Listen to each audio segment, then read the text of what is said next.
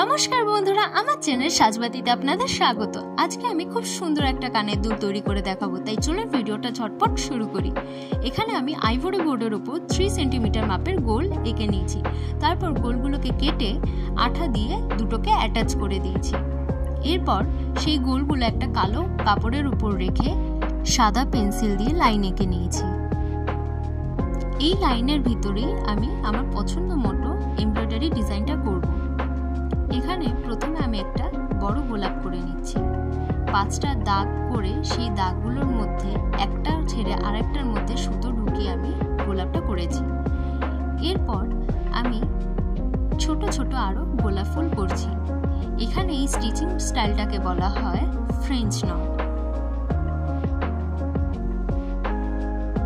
বেশ অনেকদিন ধরেই ডিজাইনটা মাথায় ঘুরঘুর করছিল, কিন্তু বুঝে উঠতে পারছিলাম না কি বানাবো, কোনো কানের দুল না কোনো হেয়ার অ্যাক্সেসরিজ। শেষ অবধি সিদ্ধান্ত নিয়েই ফেলেছিলাম যে একটা কানের দুল তৈরি করে ফেলি। তাই সুতো নিয়ে বসে গেছিলাম।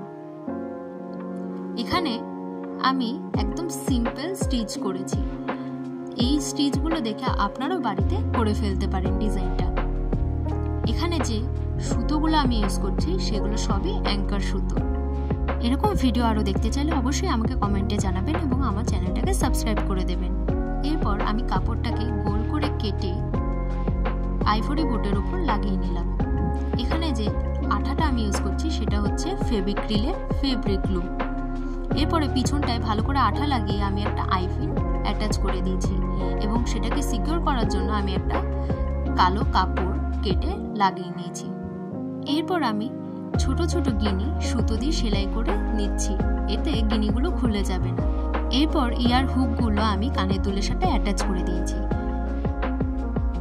আমার ভিডিওটা ভালো লাগলে অবশ্যই লাইক করো এবং সকলের সাথে শেয়ার করো। ধন্যবাদ।